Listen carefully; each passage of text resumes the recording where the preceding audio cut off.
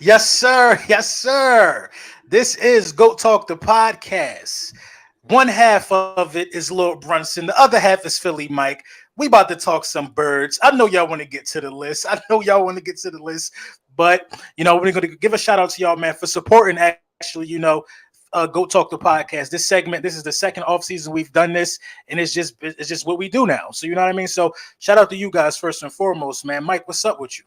Hey, I'm chilling. Listen, LB, all the fathers in the chat. Listen, I don't know if I'm going to be live or making a video tomorrow, but happy Father's Day. You know what I mean? Facts. That's yes, definitely Father's Day weekend. Oh, thank you for reminding me too. Because with that being said, you got to go and take care of pops. You got to go take care of pops. You got to get Big Manscaped. Use code Brunson, say 20% off, get the free shipping, and the free shipping I fought for that for y'all. Shit, if you're buying two things, use Mike code too. What's your code, Mike?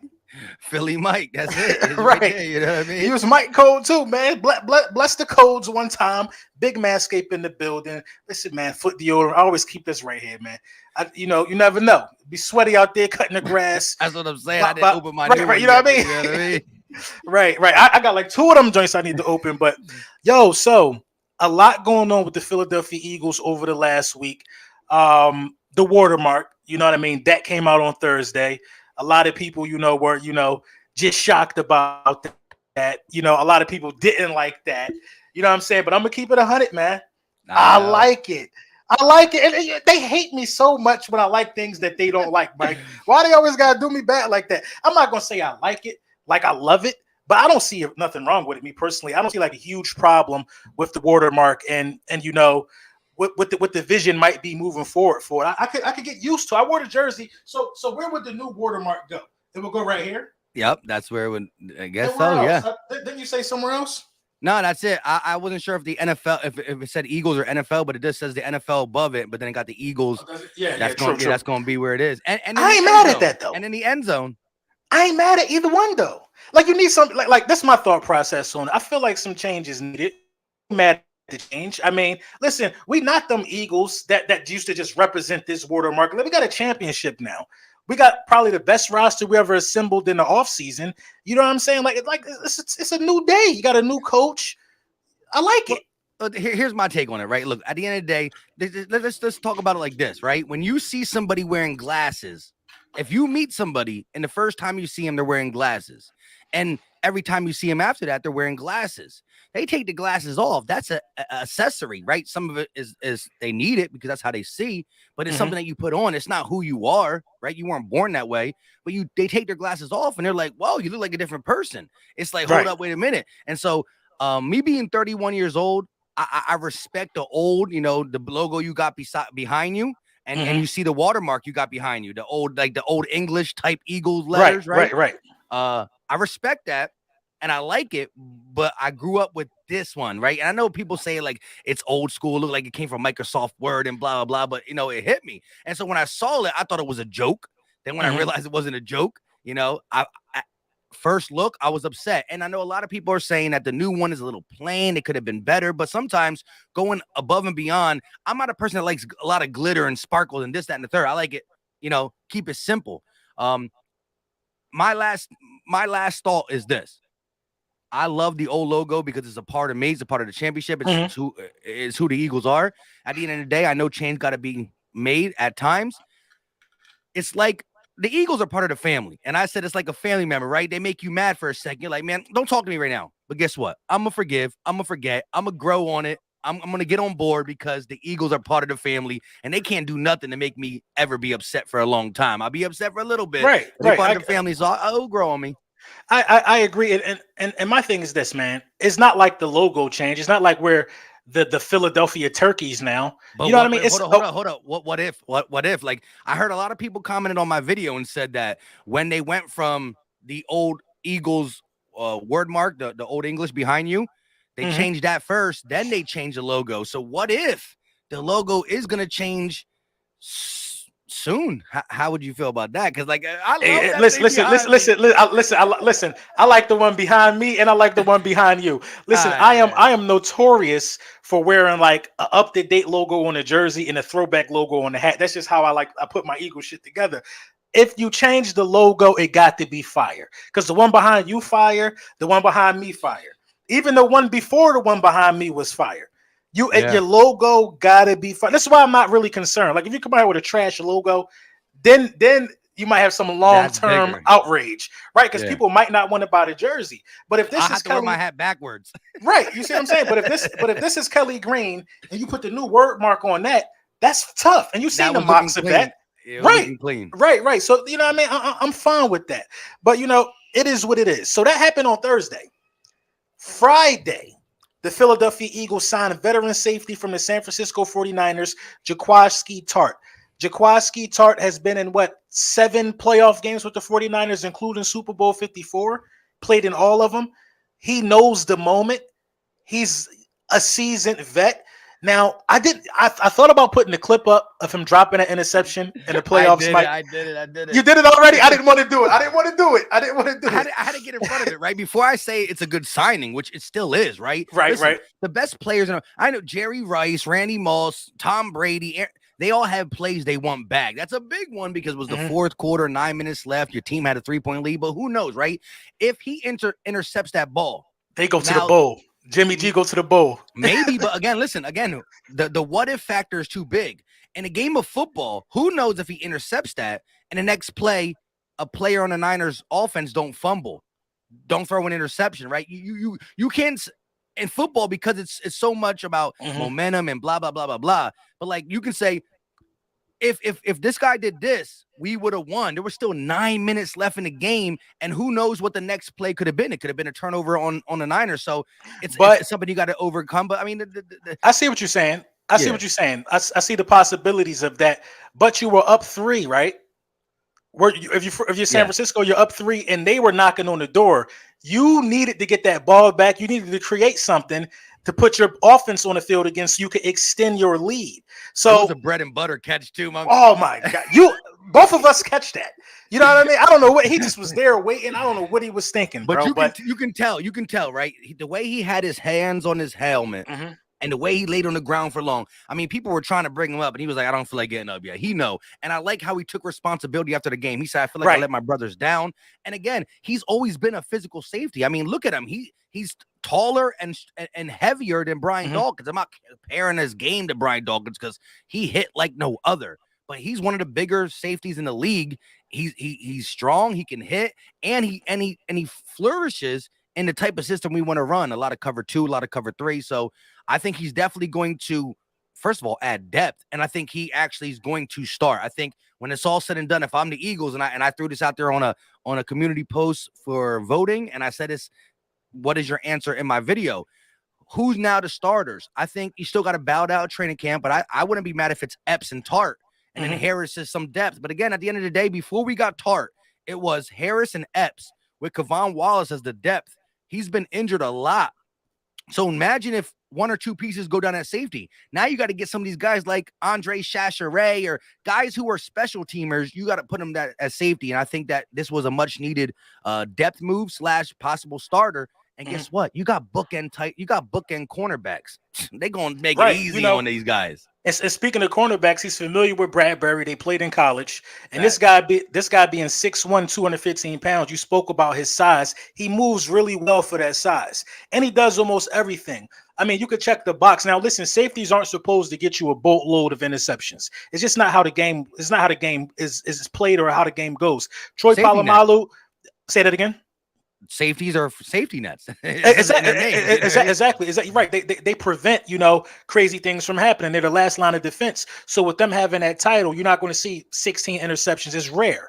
You know what I mean? Guys have done it. Troy Polamalu, the Brian Dawkins of the world. They've been ball hawks, but this is not a ball hawk, ladies and gentlemen. This is a Swiss Army knife at the position. He can get you an interception, or he could be in position to deflect the pass. You know what I mean? He also has the ability to, create forced fumbles, get sacks, live in the backfield. He can do almost everything from that position. So I'm really excited for it. He definitely makes the roster, in my opinion, and he definitely makes the safety room better. Is it Jesse Bates? No, it's not. but it is a guy who has more traction in the playoffs than Jesse Bates. That matters when you've played in big moments. You know what I mean? Now, the biggest drop of his career came in a really big moment, but I could kind of look past that. Well, And I doubt that that's the reason why San Francisco re-signed him. Well, it could be. It could be the reason why he didn't bring him back. Somebody said on my video, and shout out to them.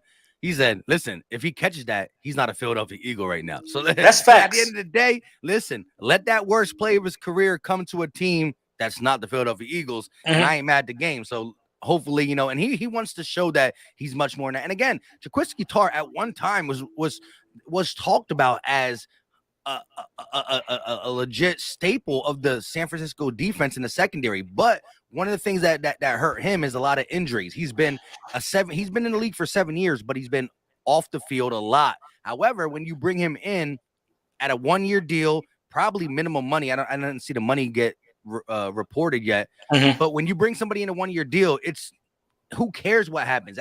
Worst case scenario, he doesn't help the team. Who cares? It's not a burden on the Eagles. You know what I mean? So but also this also brings me around to this. You don't sign a guy like this if you don't believe that your team is really good, and you're just going to add you're going to look at your team as a whole and find out what is the worst position group, which was safety with talent and depth behind it. And then go out and still bring in a guy like that after the tremendous offseason we had. That just goes to show that Howie Roseman, which I said on my last video, this is a team that shows that they want to win now and later. Shout to the now and laters, right? Maybe they can sponsor us. Right. but that's what this roster is. I said we got the youth that is expected to be great, right? We got young players who we expect big things from. I'm talking about from the last 2 drafts: Smith, Dickerson, Dean, Jordan Davis. We got proven guys who haven't hit their ceiling yet, right? AJ Brown, Hassan Reddick. I think they're in their ceiling era with the Philadelphia Eagles. Even guys like Jordan Mailata, Dallas Goedert. Like, we got proven guys who have not hit their ceiling. They still can be better. Right. Jordan Mailata can be better. And then last but not least, we got the veterans who are older. I mean, we got the old guys who are old, but they're not done. You got 2 of our older guys, Lane Kelsey, who just made the Pro Bowl. Nobody's talking about our veterans enough because they still have a really big role and a really big responsibility, and their presence still, overflows to the younger guys or the guys that's still in their prime on this roster. The veterans are very important going into this season. And Jaquiski Tartt is a veteran we just added with a lot of experience. So a lot of this is coming full circle. There's really no excuses for Jonathan Gannon. I mean, the only thing I don't like about the Jaquiski Tartt thing is that it might take snaps away from Epps. Now, Jaquiski Tartt is way more proven, so I can understand that happening. But I really do believe in Epps. I believe Epps would have showed us something, but you can't start Epps over Jaquiski Tartt. I just don't see it happening. So do you think, all right, come September when the games start, who do you think? And again, we still got to see training camp. Training camp is going to actually show what we're asking right now. But do you think it could be a Tartt Harris combination? I'm looking more at a Tartt Epps combination. I'm thinking, yes, Harris is a veteran too, right? If you look at Harris and Tartt, I think they're similar players in the sense of what they have now, right? The back end of their career. Tartt has been in a lot more playoff games and has a lot more experience with big ball games. But I'm looking at it like this, yes, maybe both 1-year contracts. The Eagles want to get the most out of it and put Harris and Tartt, but I'm liking the Tartt's Epps with Harris as the role player. But where do you see the safety position come game 1? I see it being Tartt and Harris. I see it being Tartt and Harris. I feel like that I feel like that's the best combination. And but this is the thing. Tartt and Harris are similar in the aspects that you just talked about, as far as them being like older guys with still some left in the tank. I think Tartt got a little more than Harris, though.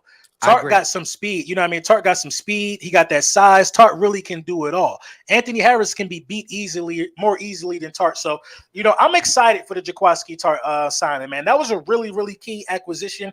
And it seems to me that Howie Roseman is listening to what we all have to say in terms of what this team really needs. So, Jaquiski Tartt, man, welcome to the Philadelphia Eagles. Facts. Mike, this list. This list. we're gonna talk about this list. Me and Philly Mike, the top 12, the highly daunted top 12. Let me see which And one. again, remember, we did this is the third video. So we did Right. the first 10, the second 10, now the last 12. And these are Philly Mike and LB's choices. Now, what we're gonna do is go off what Philly Mike and LB said. And now me and LB are gonna have a conversation behind the scenes in the sense of now there's no such thing as two lists. We got to narrow it down to one list, and the one list is gonna be me and LB. LB, I'm like, why you got this guy here? Oh, you're right. I agree with you. Let me move down. Why you got this guy here, Philly Mike? And we're going to come to a consensus 32. And that's the best way to do it. Brainstorm and hear both sides before you go ahead and make your list. Off of, some people got the bias. Oh, I like him, for whatever reason. I'm an Eagle fan, but I like his game, blah, blah, blah. But we about to break down his top 12. Hey, Mike, I can't take it no more, Mike. I can't take it no more. So guys, hold on, wait. So guys, I posted the list on Twitter. The Dallas Cowboys fans are extremely hyped right now, Mike. I don't know if you're reading this feed. Do you want to talk about our number 4 selection now or not? or you want to wait? Listen, no. Look, let's go to number 4. And both me and LB, and we didn't talk about this behind the scenes, and we both think that Dak Prescott is a top 5 quarterback in the league. I'm an Eagle fan. I know people are going to hate me for this, but Dak Prescott is one of them ones. Don't you agree, LB? Kidding with you. Change the list. Let's get the real list up there. Hold on. About to be mad at us. Hold on. Let's get the real list up here real quick. Dallas Cowboys fans in the chat right now. Well, not in the chat right now. On Twitter right now. Being so happy that they thought we had Dak number 4. Psych, I lied. Charlie Clip's voice. Psych, I lied. Here's the real list right here. Philly Mike, Lord Brunson, top 12 quarterbacks. At 12, I got Derek Carr. That's no At 12, funny. Hold on. Let me holler at the chat real quick before we dive into this. Let's holler at the chat real quick. You got it. The chat was coming for us at first. The chat was. Oh, They were like, "Yo, really? If you go back, you will see a lot of what Prescott at 4." And then they tripping. They were I don't know. I don't know what on God's green earth. And it's not even. This the thing. Before we chop up the list, it's not even really like no hate towards Dak. I honestly, now everybody that I put on this top 32 of mine, and I'm sure Mike did the same thing, honestly believes this is where these guys go. You know what I mean? So for 12, I got Derek Carr there because I think Derek Carr is at least a top 12 quarterback. I don't have Kyler Murray in my top 12. That's going to be on a lot of people's top 12, Kyler Murray. I just think so. I'm going to speak for my pick. I'll let Mike speak for his picks because, most of this list is similar. So we'll do it that way. Derek Carr is 12 for me because I think Derek Carr has shown, consistency. He's a consistent starter in the National Football League. He's consistently amongst like the top 5 guys in like completion percentage. Derek Carr is a consistent, solid passer who, if he can get the right team around him and the right combination of coaches, can go really, really far in this thing. I don't think there's many quarterbacks that you can say are better than Derek Carr in the National Football League besides the 11 guys that I have ahead of him on my list. So I got Derek Carr at 12. Yeah, to me, on my list in its totality, it's Derek Carr 13, Kyler Murray 12. And I think they're one of the things that mean LB are going to have a conversation for the final list because, I think Kyler Murray definitely flunked in the last quarter of football, but what I've seen from him prior to that was pretty good. And Derek Carr had his good moments and bad moments too, but I think they're really close. And so, yeah, Kyler Murray's my 12th overall quarterback. Again, Derek Carr, great guy too. And we're going to talk about that in its totality. But yeah, so right now, 12 Carr, 12 Murray for LB and Philly Mike. Now, right. We both got Dak at 11. Give me your take on that.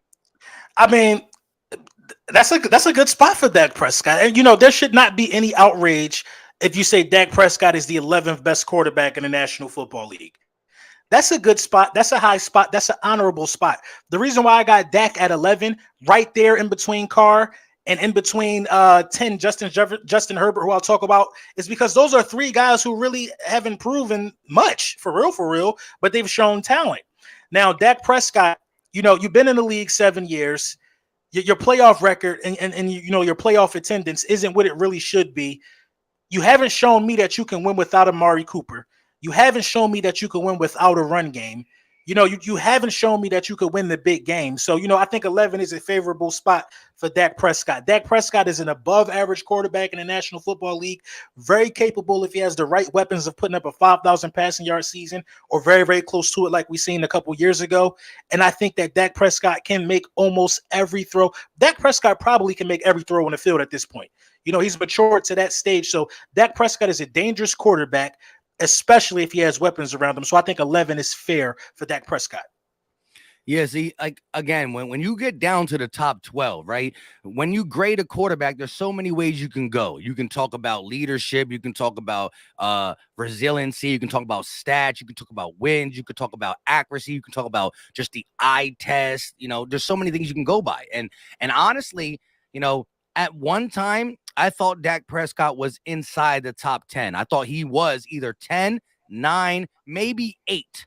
Between 8, 9, 10 at one time I had Prescott. However, this season, the way it unfolded, right? After getting paid, still having all the weapons, being able to go 12-5. But again, 5 of them losses were the teams that can you beat one of the teams that you lost to because they're the teams that are playoff teams. Now, you didn't beat 12 scrubs, but you swept us. One time we were actually not that good. We were under 500 team when you first played us, and the second time you played our backups. I just got to see it more, and so I used to have Prescott 8, 9, 10, and I think I bumped him back off of last season just because if the Cowboys were going to win a playoff game, if the Cowboys were going to be good, that was the year to do it.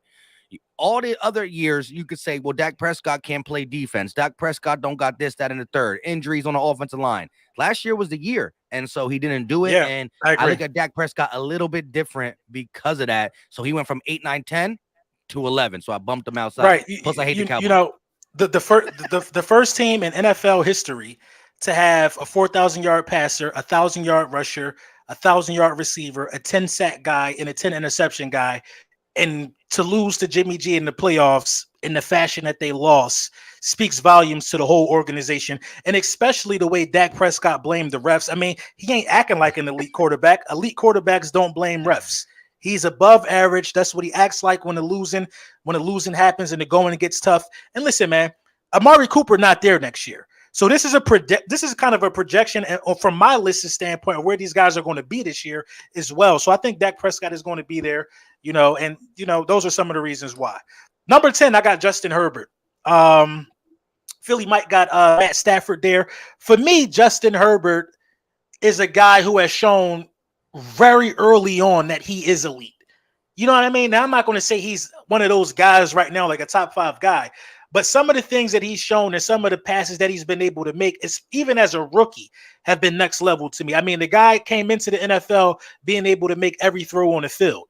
You know what I mean? And listen, I can give him the 10th spot right now off of potential alone, simply because the things that he's done the first 2 years are far more impressive than what guys have than what Derek Carr has done or what Dak Prescott has done. You know what I mean? He's shown that he doesn't have many steps to take, if that makes sense. Like the dude is the prototypical quarterback, and time and time again, you know, he makes unbelievable throws. You know, he some heroics last season trying to get in the playoffs. He barely just missed it. You know what I mean? So I think the sky's the limit for Justin Herbert. I think 10 is a good spot. Yeah, see, it's really hard to grade some of the guys who only been in the league a year or two, and Right. they haven't really hit the whole. Well, now let's see how you get better, right? Wow, you're good now, but sometimes when you're that good so early, you still can fall back and not be that. You got to live up. You got to get better each year, and it's like, wow, when I'm that good, how do I get better? And so sometimes they can max out when you think there's more potential. They don't get it. For me, I'll get to Justin Herbert when I get to him, but Matt Stafford proved to me that he still was a quarterback that, you know, when I watched him on the Lions, the eye test said he was good.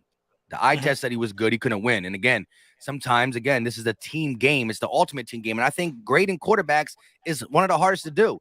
And as I just said, Dak Prescott used to be inside my top 10. He fell out. Matt Stafford always been a guy that I'm like, man, I would love to see him on a good team. And I think seeing him on a good team made me say, okay, Stafford had the talent that I believe he had. but I saw the defense and the play call and really just take over. And Matt Stafford, although he drove the car perfectly fine, I actually saw more eye test in his earlier days in Lions. I mean, with the Calvin Johnson being there, right? That one playoff appearance they had.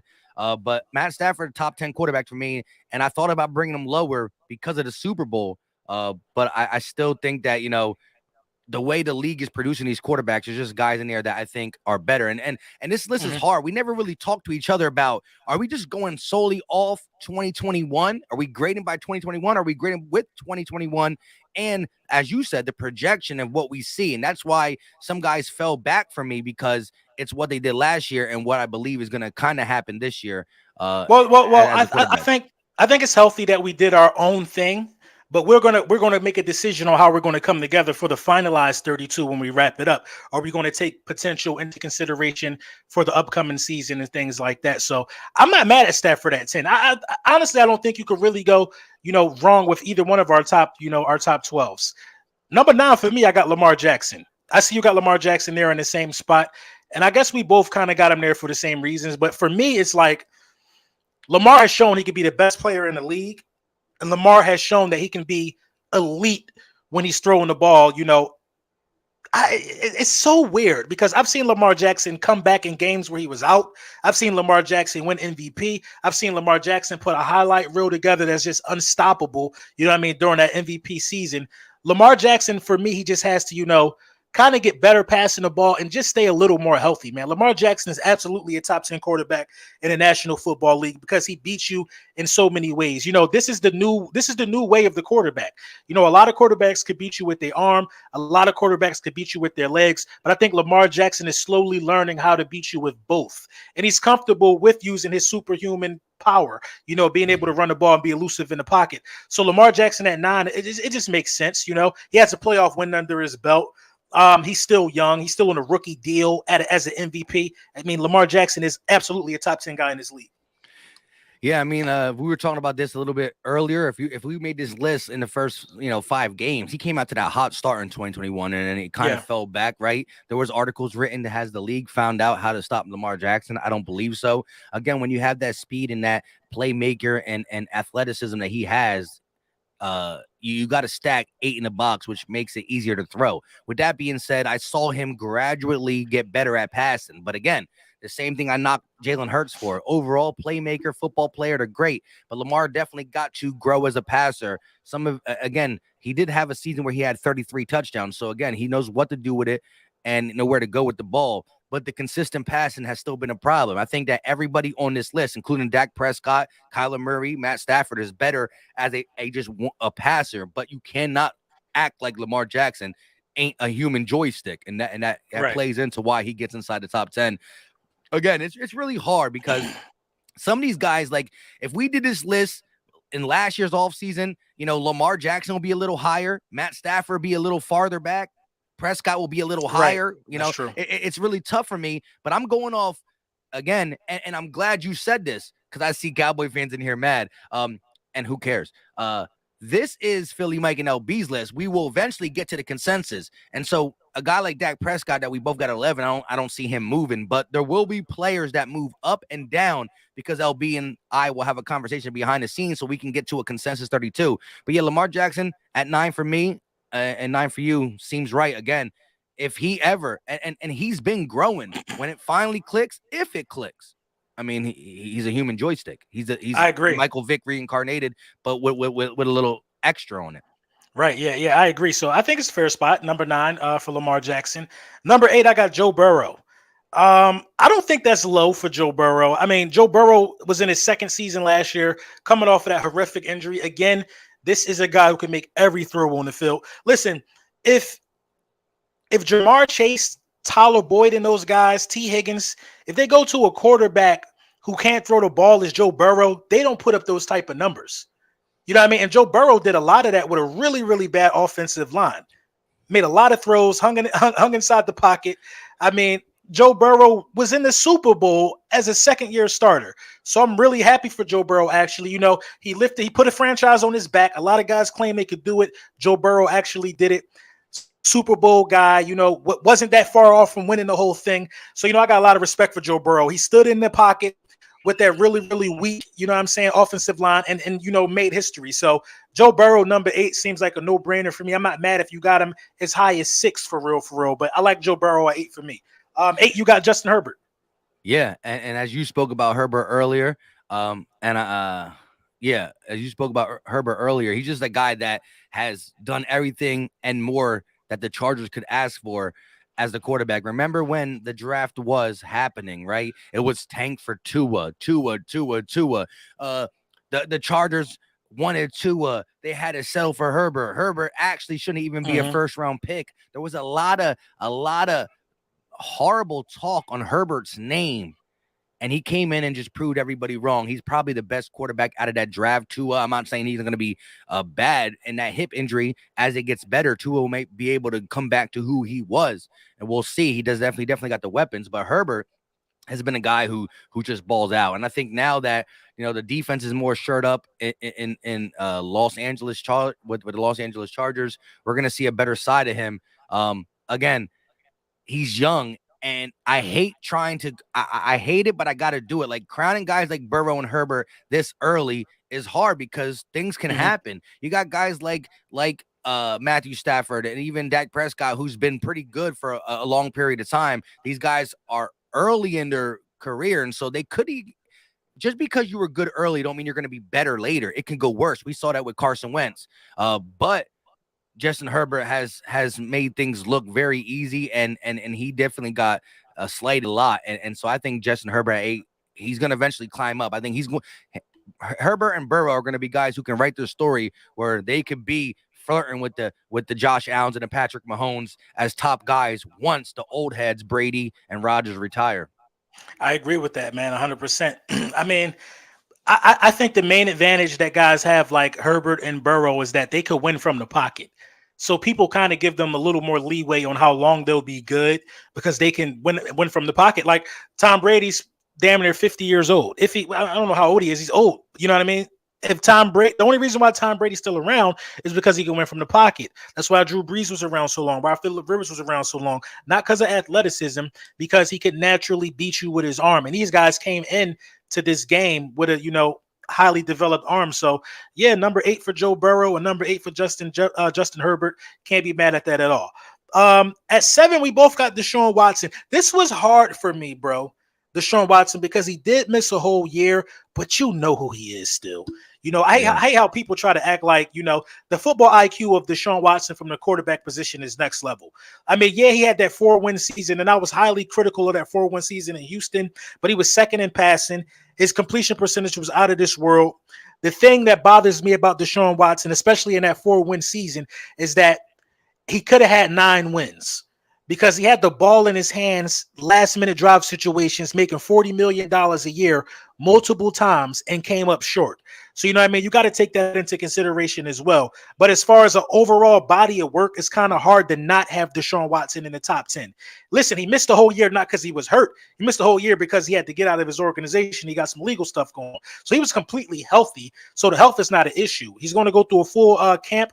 Now you got Amari Cooper over there. They talk about bringing OBJ back. All type of stuff is happening in Cleveland right now. You got a strong running game while he's still getting acclimated with Nick Chubb. You still got edge rushers. You got a nice tight end. I mean, this is the best team Deshaun Watson has had, in my opinion. And he's played with J.J. Watt and D-Hop. But this is a younger, fresher team. And I think Deshaun Watson and the Cleveland Browns are poised to make some noise in the AFC. So number 7 for me, no brainer.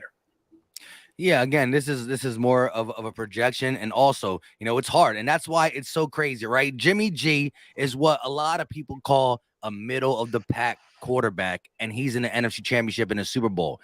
Deshaun Watson is what you call a high graded elite type quarterback, and he has a 4-win season. It's because the NFL game is the ultimate team game, and it's very hard, and there's so many aspects. When you grade a running back, when you grade a wide receiver, I mean, there too, because who's throwing in the ball. Football, when you talk about who's better than who, you have to always bring in, well, who's around them, who's their coach, who's putting them in this position, right? NBA, MLB, a home run has nothing to do with the guy left or right to you. 35 points per game, good defense, good offense, has nothing to do with the guy left or right to you to the degree of the NFL league. It's very hard. And Deshaun Watson is a guy who is the definition of a guy who can throw the ball from the pocket and a guy who can scramble around and make things happen, right? When you look at the young guys and Burrow and Herbert, right? They're not a statue, they're elusive. But Deshaun Watson has flashes of the Jalen Hurts, Lamar Jackson type game while throwing the ball as the Stafford, Herbert, Burrow type of the game. And so I think that if Deshaun Watson ever can get his off-field troubles in check with a team that has a winning pedigree, which when you think of the Browns, you don't think about that, but the organization has changed over the last couple of years. I see big things. And Deshaun Watson, you haven't seen him play in a while, but I'm not forgetting about him. Exactly. You got some Dallas Cowboys fans in the chat, man. I mean, that's natural. Cowboys fan talk really mad that we got him at 7. And he also predicts that he will be suspended again for a year. I mean, listen, I know you mad where Dak at, but it is what it is. Deshaun Watson is better than Dak Prescott. Yes, definitely shout out to CFT though. Yeah. I don't like his team, but I rock with the dude. Listen, right. If I met him at a bar and he never told me his team, I think we could be really, really good friends. But as soon as he says Dallas Cowboy, that's when I have to exit to the left. You know what I mean? Right. You know what I'm saying? So number 6, I got Matthew Stafford. And number 6, you got Joe Burrow. So I got Joe Burrow 2 spots back from where you have him, and you have Stafford 4 spots back from where I have him. Stafford has had a really good career statistically. You know what I mean? And, Stafford ain't a bum.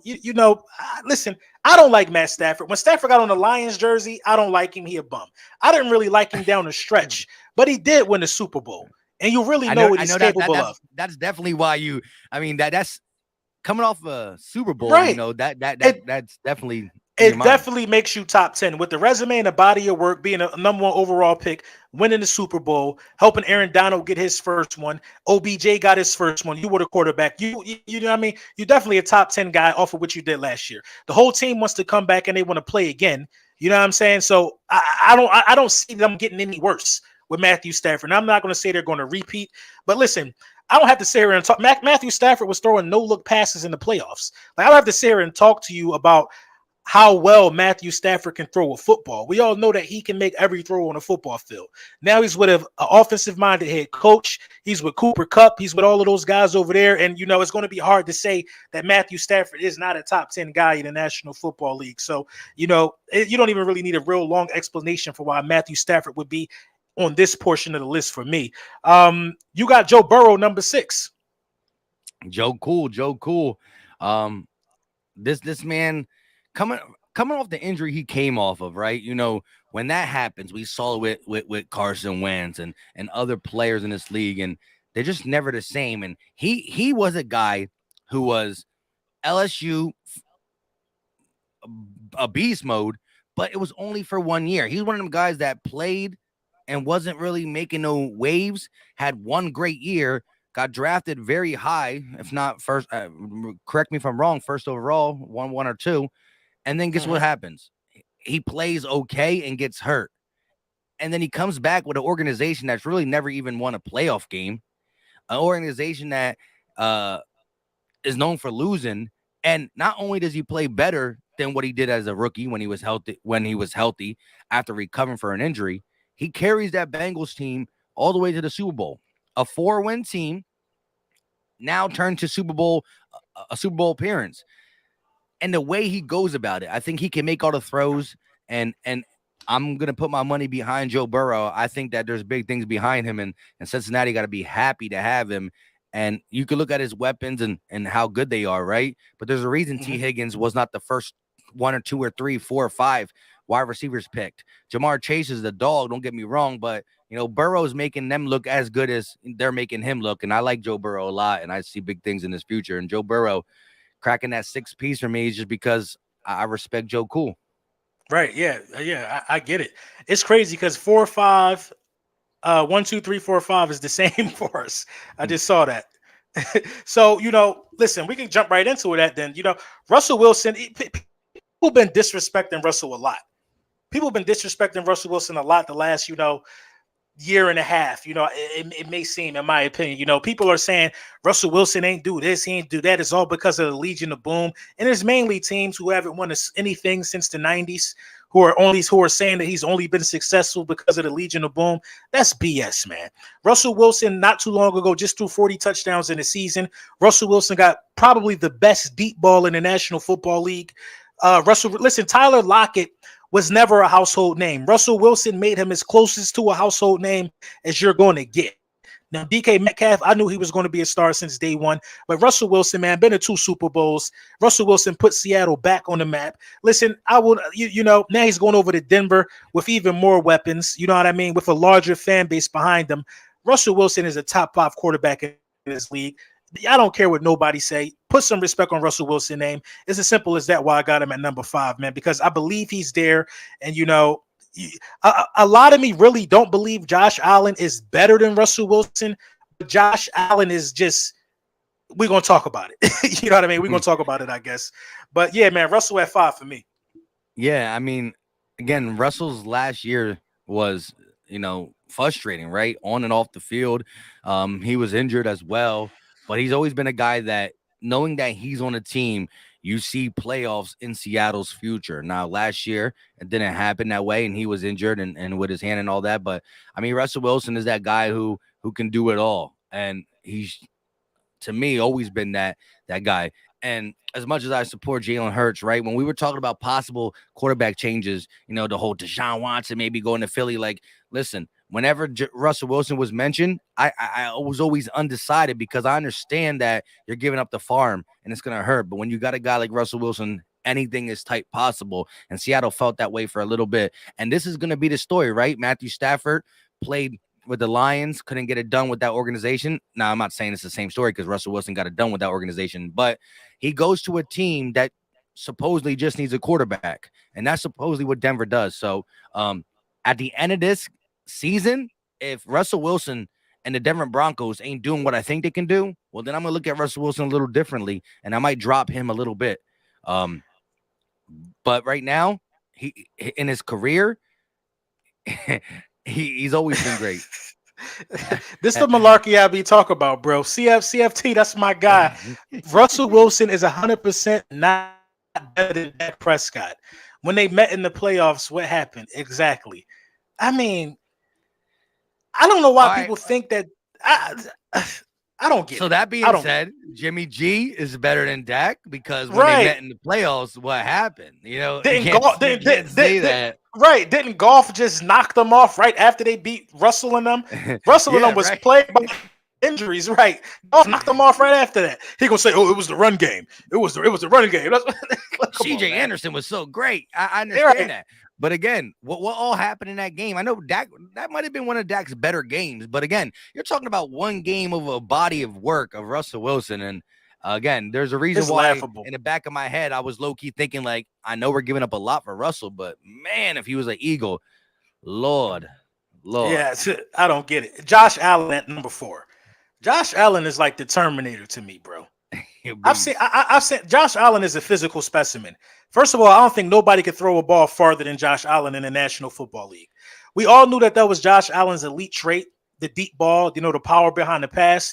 But then when he started to be on time with the deep ball, then when he started to get good with it, Josh Allen showed flashes that scare me. Like scary flashes. Like I seen Josh Allen throw like 70-yard spirals on a rope. Like it just don't happen every day, this type of arm talent, man. That's number 1. I mean, Josh Allen just had some tough breaks in the playoffs, some losses to where he didn't even get an opportunity to even win the game.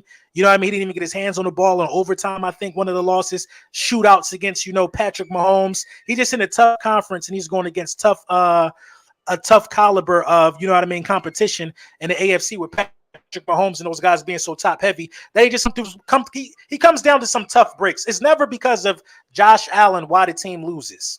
You know what I mean? I think it's more so just the guys that they're going against. Josh Allen is one of the best quarterbacks in the National Football League, one of the best players in the National Football League at his age. And Josh Allen is about to get paid handsomely for his ad. Listen, the Buffalo Bills don't have a Super Bowl, But they got Josh Allen, man. That's like damn near. That's like, come on, having a quarterback that good, you damn near are a Super Bowl. You know, you're a Super Bowl walking. You never got to worry about if your quarterback going to show up every Sunday when you get to this portion of the list. So Josh Allen, definitely a top 4 guy in this league.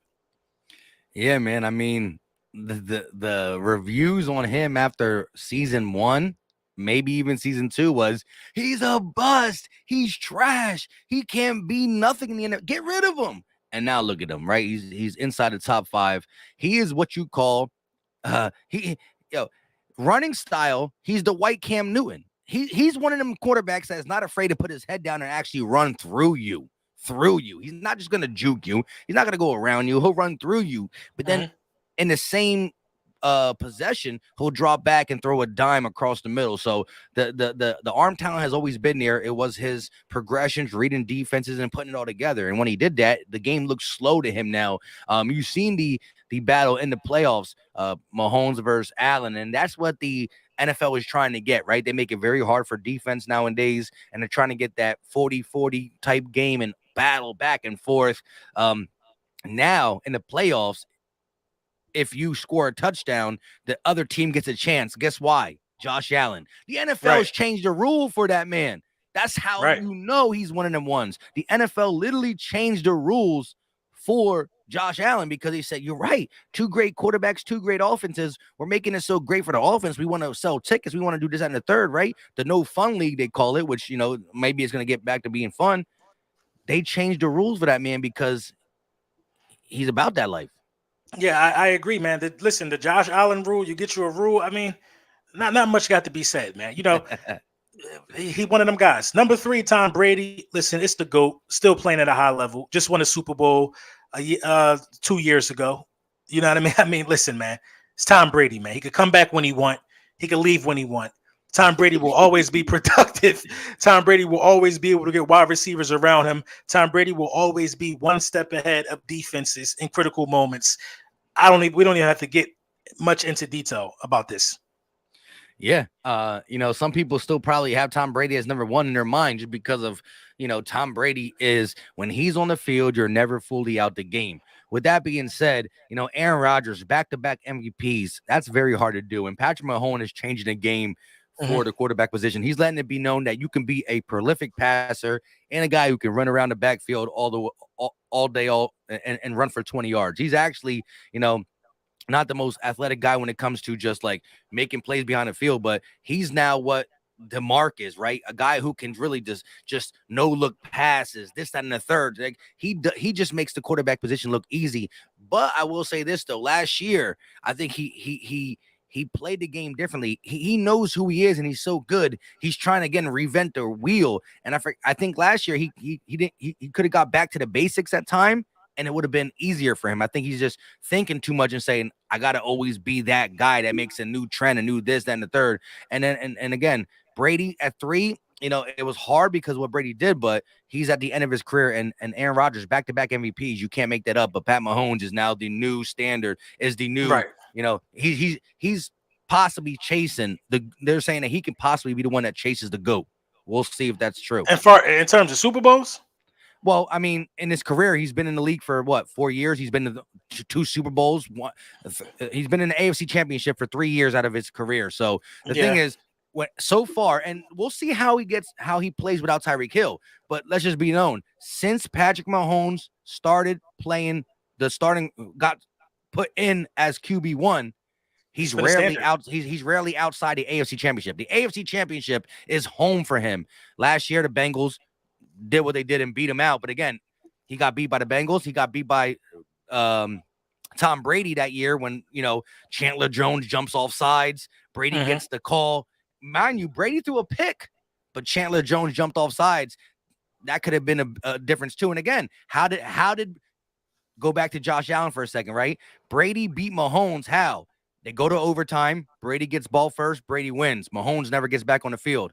Then you see the duo, the shootout between Mahomes and Allen. Allen never gets on the field. Mahomes advances. They changed the rule. They could have, should have, and maybe changed it for Mahomes. They didn't. But with that being said, Mahomes lives in the AFC Championship, and so he's young. He might be living in there for interesting eight though. more years. Right. It's interesting. Two guys in our top three don't have their number one wide receivers going to the next season. Aaron Rodgers don't have Devontae Adams, and Pat Mahomes does not have Tyreek Hill. So it's going to be interesting to see how their games take Res- shape without those guys. Yeah. So I'm going to be watching those guys, but Aaron. Aaron is one of those guys. Now I struggled, man, because I almost didn't have Aaron in the top three this year because Aaron Rodgers just does not complete the objective. He don't complete the objective enough He for me. lives in the NFC Championship, but he can't get over that That's hump either. true. That's true. He does live in the NFC Championship though. He just doesn't complete the objective.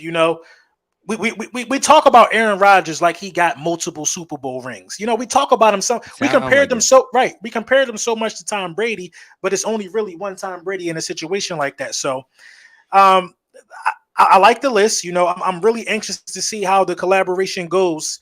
When we finalize this thing, but I have no regrets where I got guys, man. The biggest outrage of the list is probably me having Kyler Murray. I think I had him 16. A lot of people didn't agree with that. So it You is what it stand by your is. truth. Look, Right. we might have to we going to settle that behind the scenes. But listen, we you're go we, right we though. gonna settle that And, behind the scenes. Yeah. and you definitely talk about his lackluster effort down the stretch, and that's what you want from a quarterback. Consistency, and it definitely was no consistency there for sure. Yeah, facts, man. So with that being said, my kids looking for me. I don't even know how they found me on Father's Day weekend. I got to move the operation somewhere else. You know what I'm saying? But listen, y'all. So what we definitely going to do is we definitely going to hit y'all with the finalized list. We might not get to it in a week because we really got to we don't even got to do the top five. I think we can agree on our top five since it's Yeah. the same. Yeah, so we're gonna go from six down and revamp this thing and have some back and forth dialogue. Might go and try to be begging me to put Kyler Murray higher, but we're gonna see how that pans out though, man. So with that being said, yes, Tori. Okay, I'm coming. Give me a second. I think Mike might have just froze.